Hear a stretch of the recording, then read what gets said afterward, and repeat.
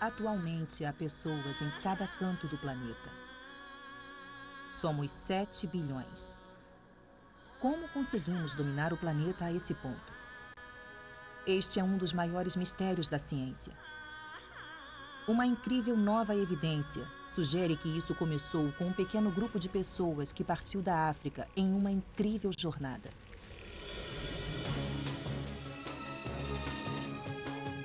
Usando ossos, pedras e genes, vamos desvendar os rastros de seus descendentes deixados por todo o planeta e descobrir como essas viagens transformaram nossa espécie nas pessoas que somos hoje. Começaremos indo em busca dos primeiros humanos. Vamos descobrir como sobrevivemos em nossa perigosa terra natal, na África pré-histórica. E buscaremos a rota que tomamos ao sair dali, para colonizar o mundo inteiro. Jornada humana. Saída da África. Distribuição de DAC. De onde todos viemos? Onde começa a nossa jornada humana? Parece ser aqui, no grande Rift Valley da África Oriental, a terra natal de nossa espécie.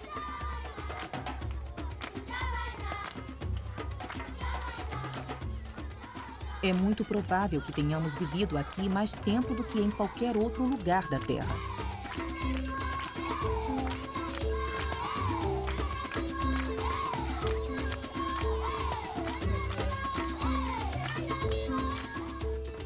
A melhor evidência disso foi descoberta em 1967. Richard Leakey, filho dos legendários caçadores de fósseis Mary e Lewis, estava seguindo os passos de seus pais na busca pelas origens da humanidade. Em primeiro lugar, acho que a perspectiva que temos de nosso passado pré-histórico é relevante. Mas talvez o mais importante seja que também é possível investigar nosso passado e entender como conseguimos sobreviver enquanto outros animais não. Trabalhando com uma equipe de cientistas, Leakey partiu para explorar uma área remota na extremidade do rio Omo, no sul da Etiópia.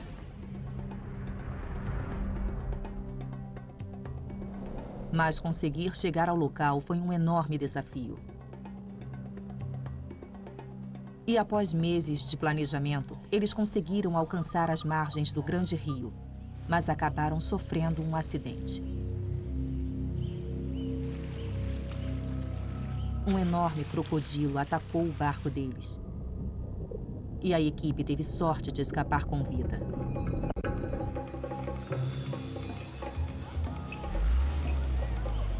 E mesmo depois de conseguir fazer a travessia, as coisas não melhoraram. O local parecia estéril. Até que alguém do grupo avistou uns fragmentos de osso na areia. Quando os pedaços foram cuidadosamente montados, eles revelaram isto: um crânio humano.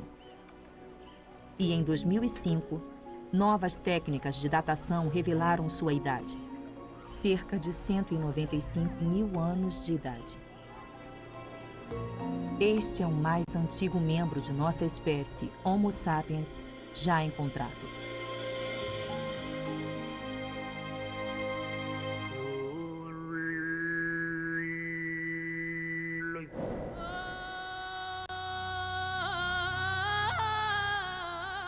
É bem provável que esta região da África Oriental tenha sido nossa terra natal.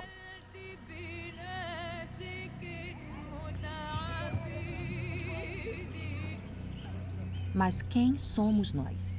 E como chegamos aqui?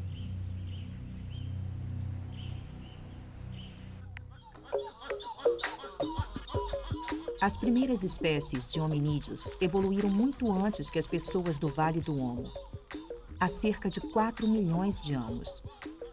Elas eram bem mais parecidas com macacos do que nós. Uma série de diferentes espécies de humanos evoluiu depois. O tamanho do cérebro aumentou gradualmente e eles eram mais bem adaptados à vida na savana africana. Somos os mais recentes na linha do tempo, Homo sapiens. ou humanos modernos. As evidências são muito fragmentadas, mas parece provável que nosso ancestral mais recente é um organismo humano milenar como este.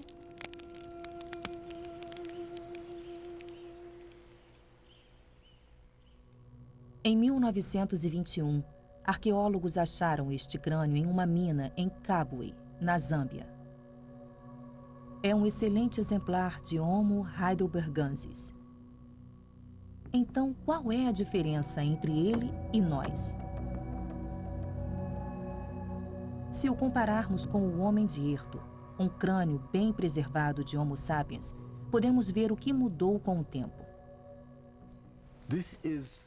Esta é uma forma fóssil do Homo sapiens moderno, um crânio de Erto, e este é de Kabwe.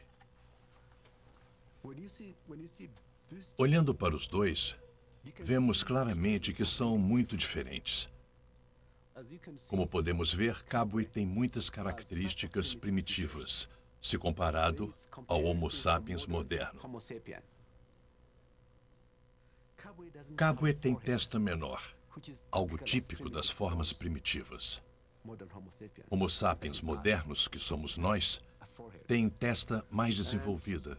E se olharmos o rosto de Kabwe é projetado para a frente. Ele tem essas projeções espessas, coisa que não vemos no Homo sapiens moderno.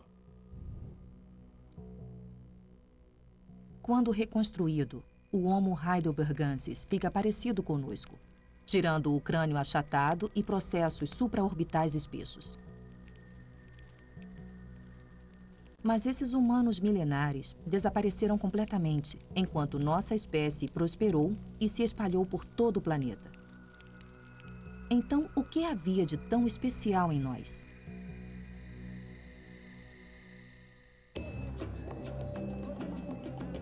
Quando pensamos no que nos destaca de outros animais hoje, podemos dizer que é a arte, música, linguagem, religião, habilidade de planejar ou de amar, talvez. Mas será que sempre foi assim?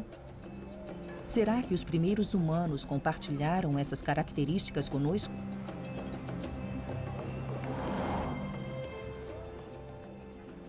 Nem todos os cientistas concordam.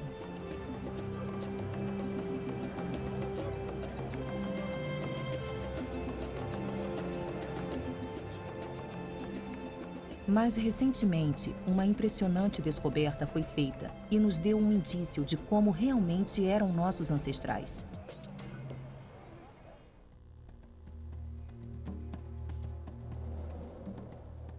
O local do achado fica a 5.000 quilômetros de onde o crânio de Homo foi descoberto, na África do Sul.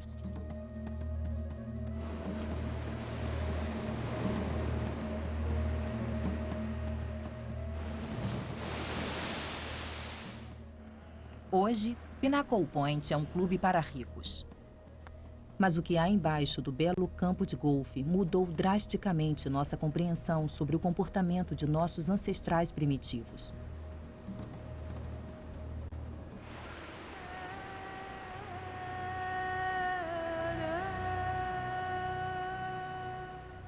E tudo em função desta caverna.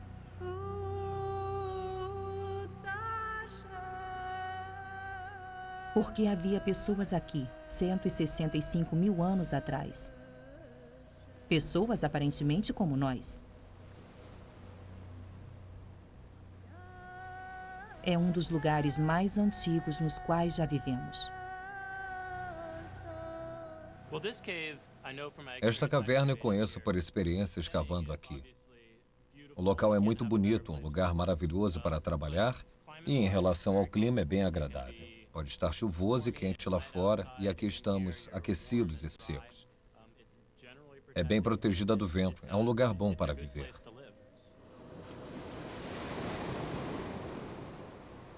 Mas foi o que essas pessoas deixaram para trás que sugere que elas já possuíam o que consideramos como sendo qualidades tipicamente humanas.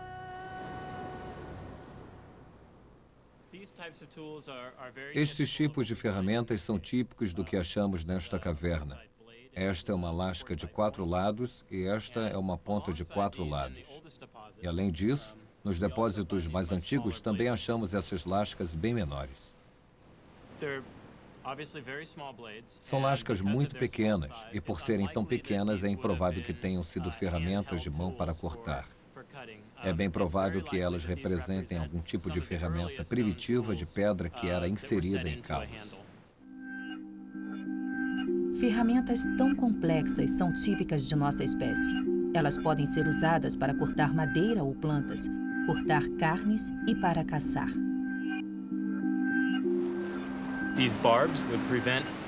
Esses dentes evitam que a ponta caia.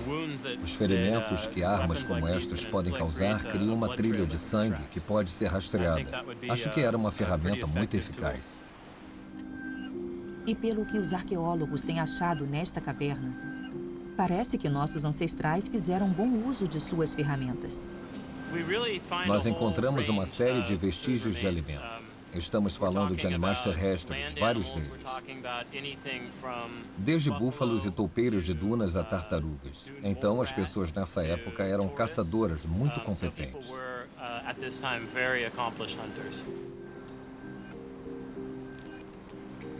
Mas apesar desta habilidade, este não era um estilo de vida idílico.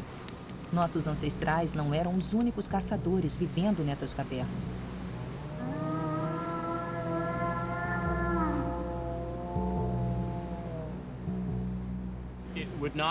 Não era como ir ao mercado para comprar comida.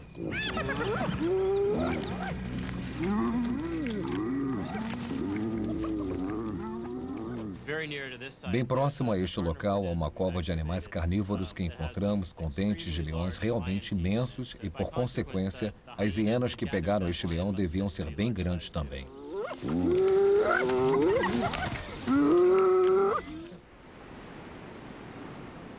Então, com perigosos predadores como vizinhos, como sobrevivemos? Uma pista está no chão da caverna, em Pinnacle Point. Ele está repleto de conchas milenares de mexilhão. Esta é a evidência mais remota de humanos comendo frutos do mar. E talvez isso tenha dado à nossa espécie uma grande vantagem. Porque ao retirar alimento do mar, nossos ancestrais não precisaram disputar com leões e hienas. E isto também revela algo mais sobre nós. Algo que pode ter nos separado. Para catar grande parte desses mariscos era necessário estar atento às marés e era preciso planejar suas visitas ao oceano. Não é a mesma coisa do que simplesmente caminhar e catar algo das rochas. É preciso prestar muita atenção às marés de exígia e de quadratura para não ser tragado. Esta habilidade de planejar deu à nossa espécie uma enorme vantagem. Mas há outra descoberta em Pinnacle Point que torna as pessoas que viveram aqui ainda mais parecidas conosco. Ocre, um pigmento natural geralmente usado para artesanato. Esta peça foi propositalmente marcada ou entalhada. Ela pode ter sido usada para desenhar nas paredes da caverna ou para pintar o corpo. Isto sugere que as pessoas que viveram aqui tinham altos níveis de comunicação e talvez até linguagem.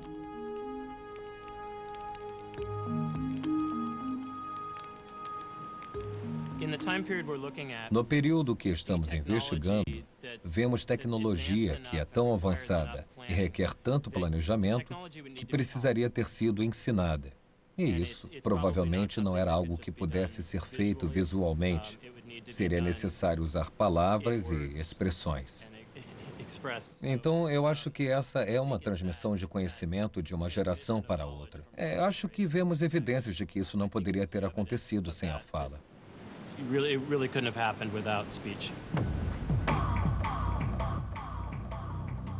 A linguagem permitiu que os humanos organizassem sua sociedade de uma forma que nenhuma outra criatura foi capaz de fazer.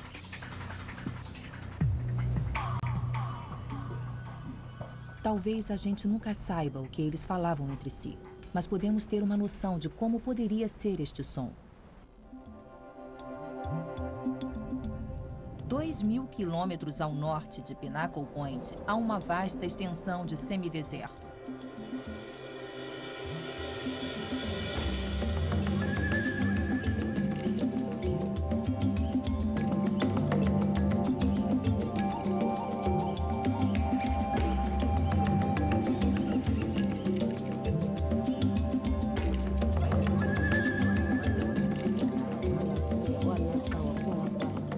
Este é o lar dos Bosquimanos San, do Kalahari.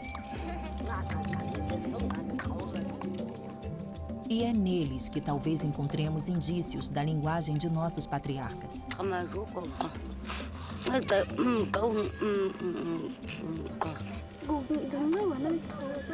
A língua que eles estão falando é conhecida como uma linguagem de cliques. Meu nome é Toma. T-O, Toma. Temos 4 cliques em nossa língua. O primeiro é...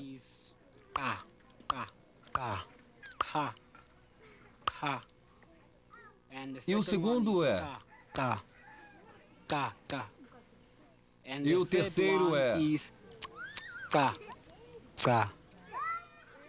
E o quarto é...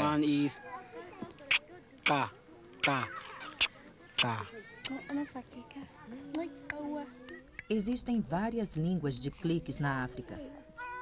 Mas a 3.000 quilômetros de distância, na Tanzânia, existe uma tribo que fala uma língua de cliques tão parecida com a que é falada pelos bosquímanos namíbios, que alguns cientistas acham que há uma ligação entre eles.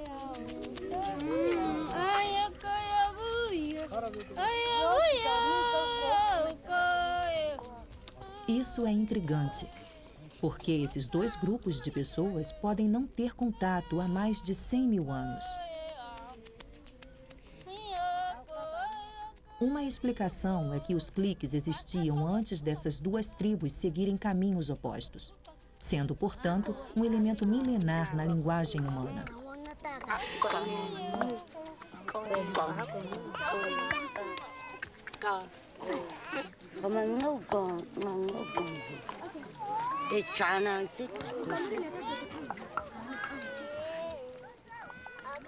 E é possível que esta linguagem tenha nos dado uma vantagem especial.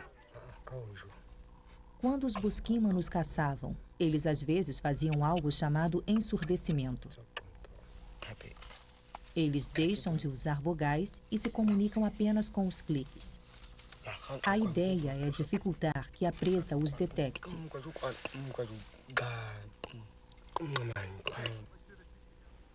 Mas os bosquímanos podem nos mostrar algo mais sobre o que pode ter levado ao grande êxito de nossa espécie. Observando seu modo de caçar, podemos aprender como nosso corpo permitiu que nos tornássemos exímios predadores.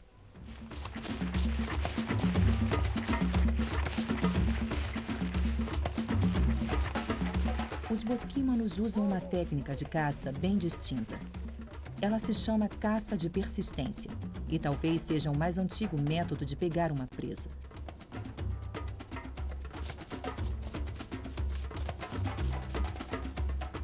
A estratégia é escolher o animal e depois persegui-lo até que ele caia de cansaço.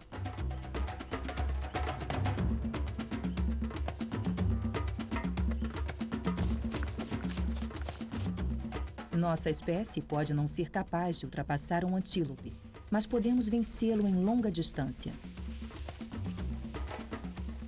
Então, como fazemos isso?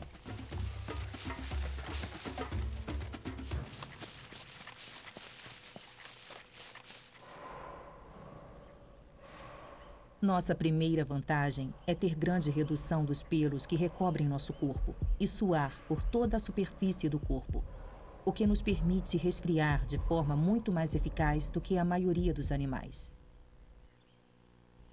Isso é crucial, principalmente durante a caça de persistência, porque grande parte das presas precisa ofegar para se resfriar, algo que elas não conseguem fazer enquanto correm. Então elas são obrigadas a parar, permitindo que os caçadores as peguem.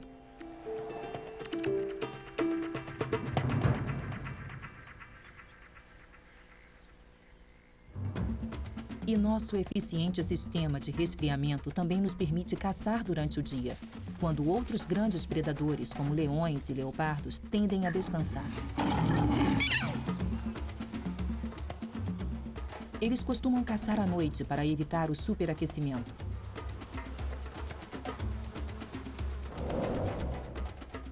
E não é só a nossa habilidade de resfriamento que nos favorece na corrida de longa distância. Temos pernas compridas em relação ao corpo e desenvolvemos um brilhante sistema de molas nas pernas e pés, capaz de armazenar e liberar energia enquanto corremos. E existe um músculo que é fundamental para a nossa habilidade de correr por um longo período, o glúteo máximo, ou nádegas. É este músculo que ajuda a estabilizar nosso corpo durante a corrida. Essas adaptações físicas, combinadas com nossa habilidade de comunicação e nossas tecnologias avançadas, nos dão uma noção do que tornou nossos ancestrais tão bem-sucedidos. Da África Oriental para o Cabo, no Sul. Mas se esta é a nossa terra natal, quando e como partimos da África?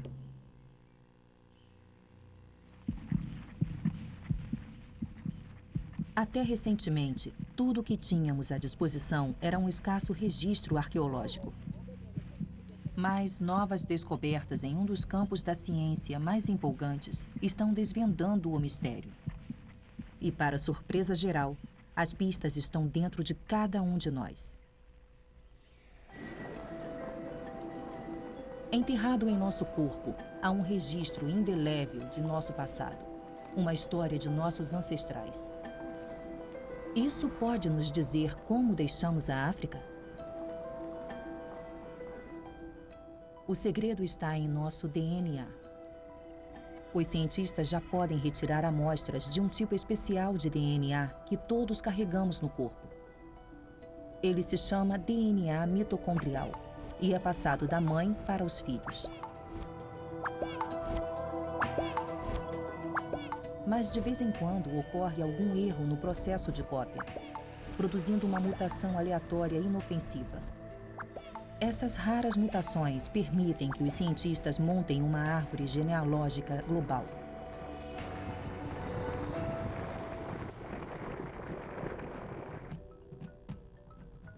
A árvore é mais larga na base. Isto representa nossas raízes na África, onde nossa espécie surgiu. E os galhos no topo da árvore representam o DNA achado nas pessoas pelo resto do mundo. Cada pessoa que vive fora da África pode ser colocada nesses galhos. E na cidade do Cabo, na África do Sul, vive um homem que passa a vida trabalhando com DNA. A África é de importância crucial, porque, como podem ver nesta árvore, os galhos na África são os mais grossos e densos. E a parte mais grossa do tronco é onde procuramos a origem da humanidade. E esse tronco e a raiz estão bem aqui na África. Então, a mãe da humanidade, a Eva africana, por assim dizer, está bem aqui. Por mais extraordinário que pareça, a análise dos dados indica que cada pessoa viva hoje compartilha um único ancestral. Uma mulher que viveu na África por volta de 100 mil anos atrás. Ela encontra-se na base da árvore. Mas há uma revelação ainda mais surpreendente. Quando juntamos todas essas informações, mapeando pessoas de todas as partes do mundo, o que vemos é que houve provavelmente uma única rota de migração partindo da África e seguindo rumo à Ásia e Europa. Apenas um galho fino da árvore conecta os africanos a todas as outras pessoas, o que sugere que todo mundo de fora da África descende de apenas um grupo que partiu do continente.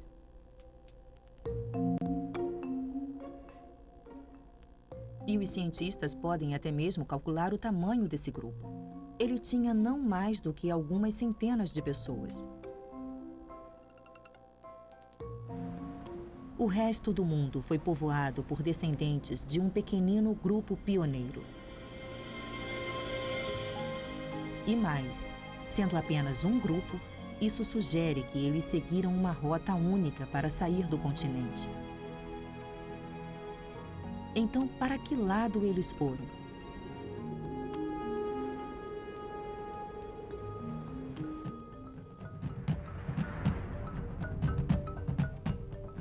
Podemos ver em um mapa da África que não havia uma saída fácil.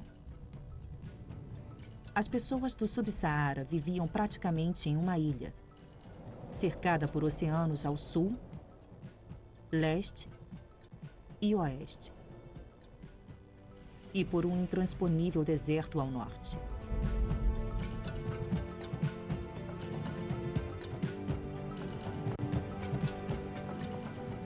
O Saara tem a mesma largura do continente, estendendo-se por 9 milhões de quilômetros quadrados e ocupando 11 países.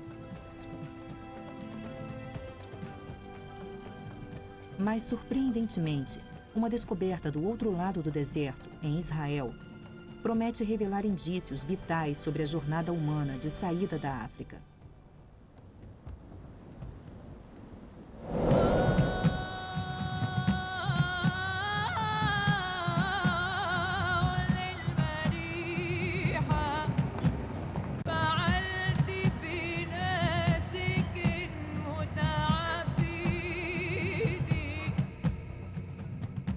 A descoberta foi feita nos anos 30 pela primeira professora da Universidade de Cambridge.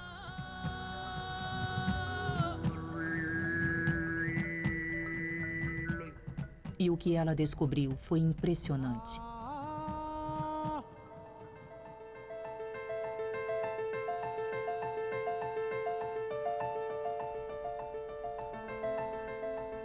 A arqueóloga Dorothy Garrod estava liderando uma escavação nas encostas do Monte Carmelo. Do lado de fora de uma gruta conhecida como Skull, eles acharam ferramentas de pedra parecidas com as achadas em Pinnacle Point, na África do Sul. Mas tesouros ainda mais valiosos foram achados quando eles escavaram 1,5 metro abaixo, quase até o leito rochoso. Fora das grutas, os restos de 10 esqueletos humanos. Após cinzelar cuidadosamente os blocos nos quais os restos estavam enterrados, a equipe de Garrod os envolveu em gesso e eles foram içados até o chão do vale para serem levados para a conservação.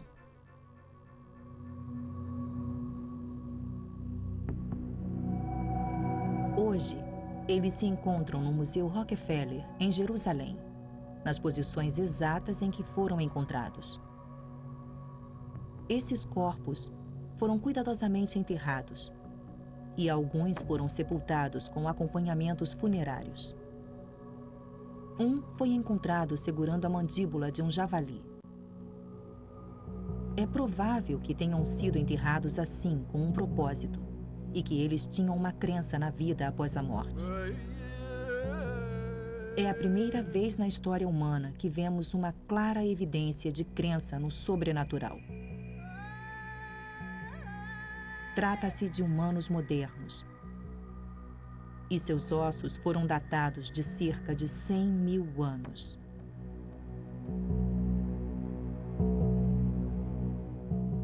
Mas como eles vieram parar aqui, nesta extremidade do perigoso Saara? Há um novo ramo da ciência que pode ajudar. É a modelagem climática. Nós pedimos a alguns dos maiores cientistas climáticos do mundo para definir o clima em cada parte do mundo. Mas não no presente, no passado.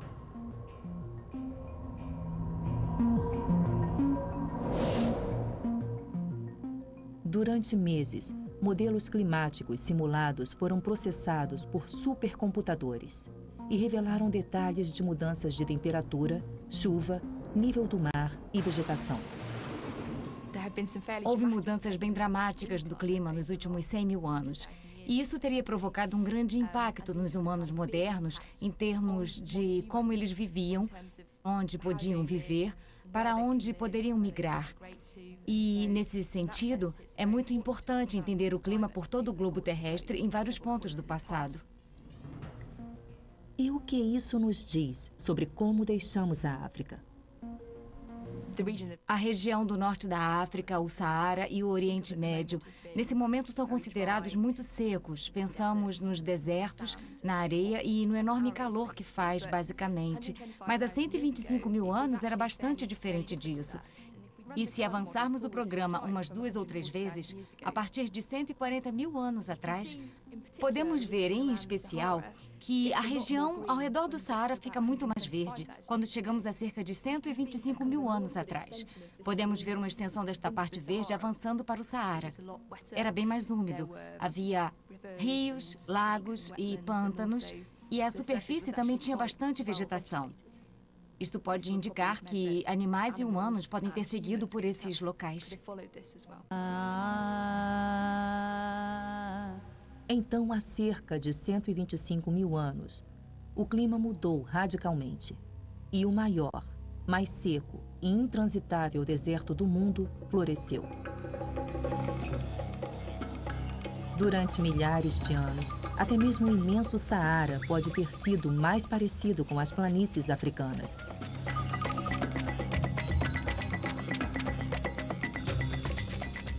Um lar acolhedor para animais e nossos ancestrais.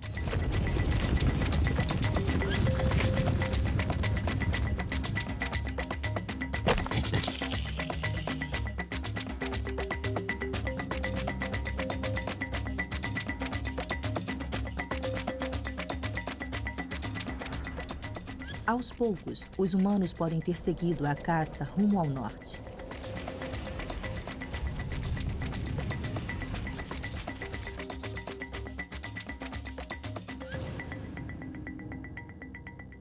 Por fim, alguns chegaram a Israel, onde viveram por milhares de anos.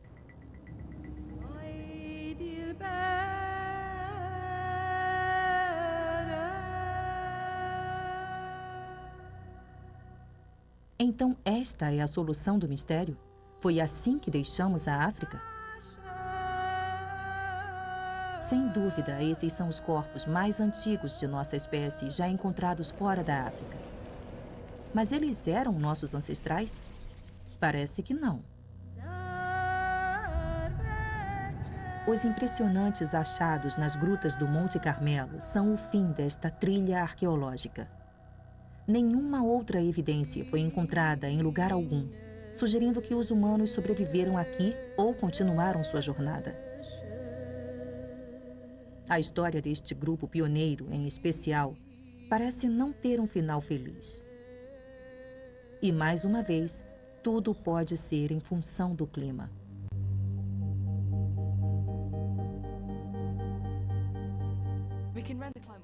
Podemos avançar o programa novamente partindo de 125 mil anos atrás e ver o que acontece. E o que acontece sobre o norte da África e o Oriente Médio é que vemos todo esse verde ficando mais seco, mais árido. Há menos chuvas ocorrendo e, portanto, a vegetação se transformou em deserto.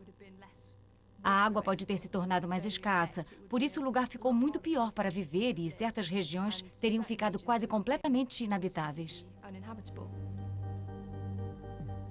Esta expansão do deserto pode ter sido desastrosa para as pessoas que viviam nas grutas de Skull.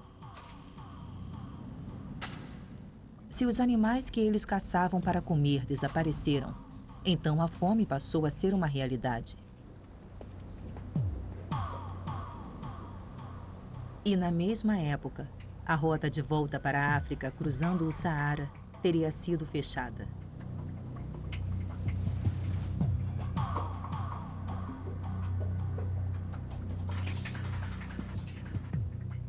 Parece que essas pessoas, os primeiros de nossa espécie a deixar a África, simplesmente morreram.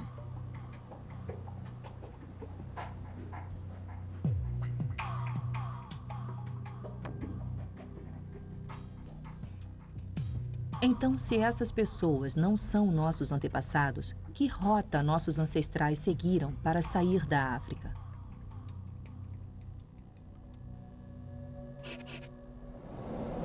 Já sabemos que o Saara se transformou em deserto, então podemos descartar seguramente uma rota de saída pelo norte. O que nos deixa com apenas uma opção: o mar. Então, qual teria sido a travessia marítima mais provável para um grupo de caçadores-coletores africanos primitivos? Uma opção é o Mar Vermelho. Ele separa a África da Arábia e, em seu ponto mais estreito, tem apenas 30 quilômetros de largura.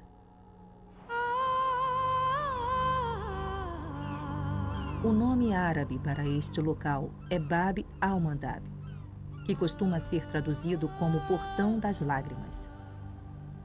Mas novas pesquisas sugerem que, em uma língua antiga do sul da Arábia, a melhor tradução seria Porta da Travessia. Isso poderia ser uma pista de como deixamos a África? 30 quilômetros podem não parecer muita coisa, mas se tornam uma enorme barreira para quem não tem uma embarcação. Então, como as pessoas podem ter feito a travessia? Ironicamente, pode ter sido a mesma mudança climática que prendeu as pessoas em Israel.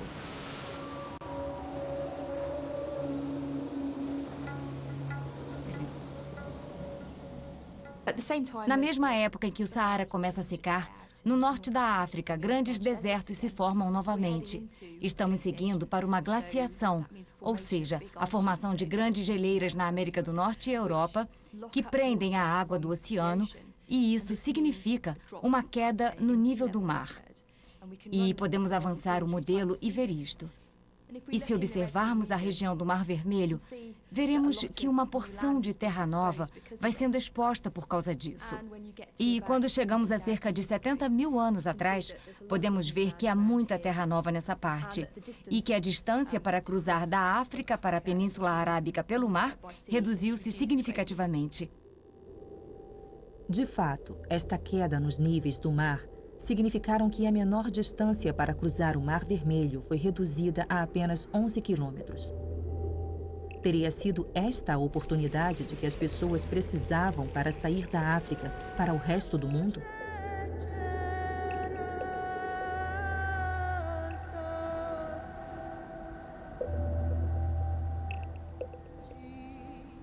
Elas devem ter tido um bom motivo para fazer a jornada. Com a mudança do clima, as planícies secaram e o mar se tornou mais salgado. Suas fontes de alimento estavam ameaçadas. A pressão para achar novas terras e oportunidades pode ter feito uma população faminta arriscar tudo e tentar a travessia. Uma jornada que pode ter acontecido em algum momento por volta de 70 mil anos. Mas como se a travessia em si já não fosse bastante dura, o que os aguardava do outro lado parecia ainda mais traiçoeiro.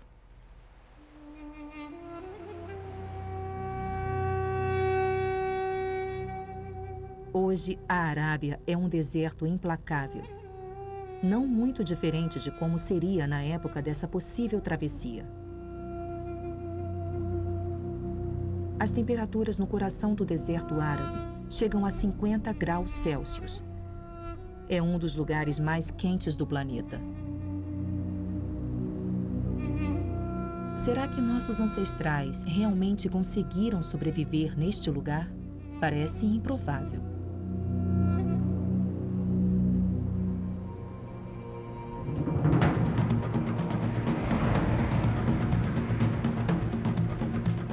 Mas o Dr. Jeff Rose não se deixa intimidar por um desafio. Mesmo que seja o desafio de achar evidências em um lugar tão hostil. Ele é um dos poucos arqueólogos que buscam pistas de nosso passado ancestral nesta região. E ele acredita que este lugar morto já esteve muito vivo com nossos ancestrais.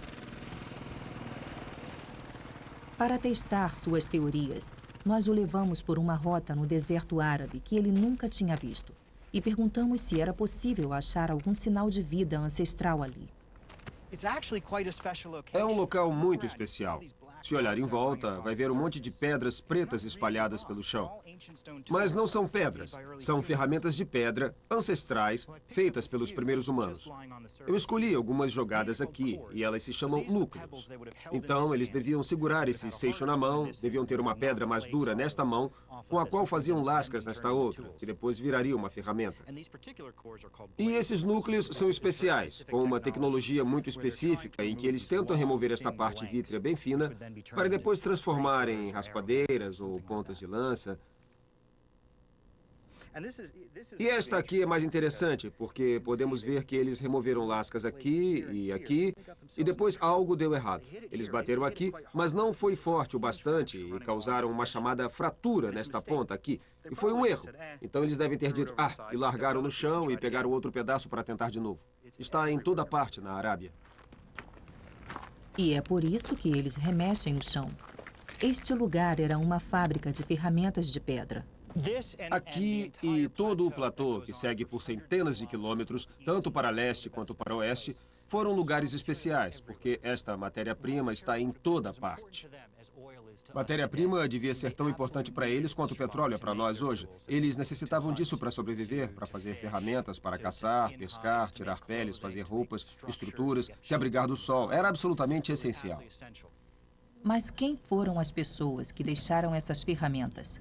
Será que elas teriam algo a ver com uma travessia do Mar Vermelho cerca de 70 mil anos atrás? Tudo está na superfície e sítios superficiais não podem ser datados usando métodos tradicionais. Mas podemos dizer, com base na tecnologia que vemos aqui, uma tecnologia de lascamento muito específica. E existe um sítio datado no Iêmen de cerca de 70 mil anos com uma tecnologia idêntica. E outro sítio, além dessas montanhas, datado de uns 12 mil anos. Então deve ser por aí, entre 70 e 12 mil anos atrás. Mas como alguém pode ter sobrevivido neste ambiente tão árido?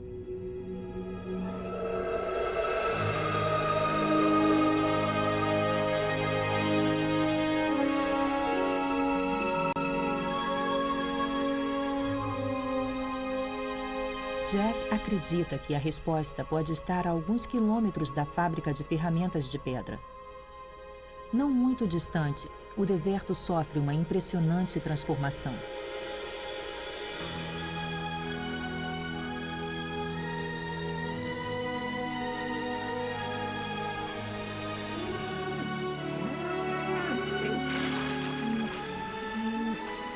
Se não fossem os camelos, seria difícil acreditar que aqui ainda é a Arábia. Este é o fértil Wadi Dabat, nas montanhas do Far, em Omã.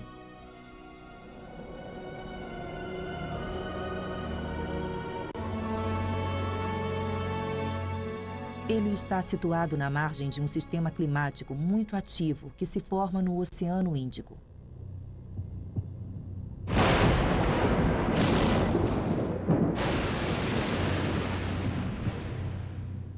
A característica predominante do sistema é a monção que sopra todo o verão.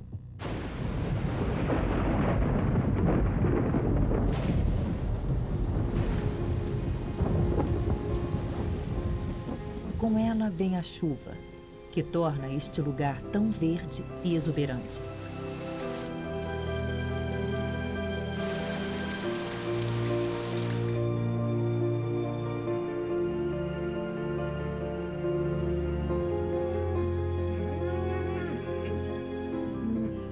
E talvez este simples acidente climático seja a grande chave de nossa jornada humana. Pois ele pode ter permitido que nossos ancestrais encontrassem um porto seguro neste até então inóspito novo mundo. Como um oásis no meio do deserto, este pode ter sido um refúgio para alguns de nossos ancestrais durante as piores fases de clima seco. Mas de ambos os lados deste refúgio, o deserto ainda se estendia por centenas de quilômetros. Então, como esses pioneiros conseguiram seguir cruzando a Arábia?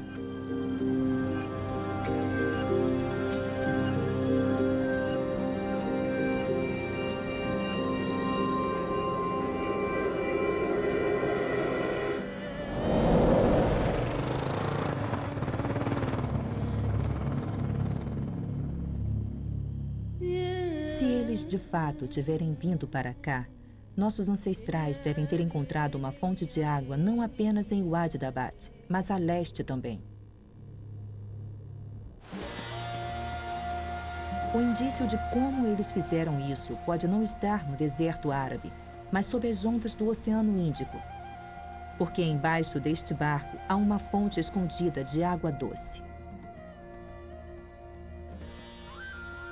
Há 70 mil anos, o litoral árabe era bem diferente do que é hoje.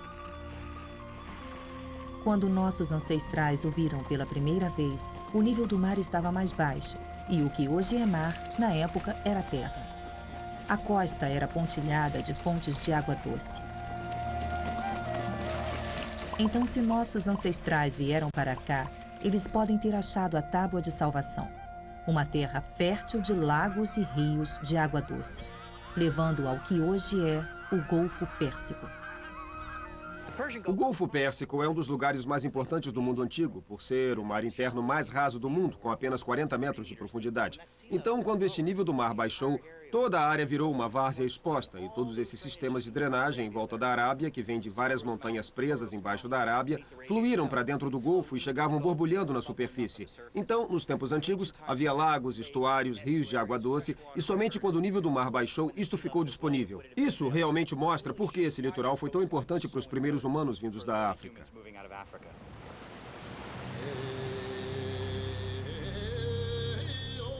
As fontes de água doce ao longo da costa da Arábia podem ter fornecido a esses pioneiros primitivos a água. O mar ofereceu alimento e o deserto deu as ferramentas para que eles sobrevivessem à grande jornada até o Golfo Pérsico.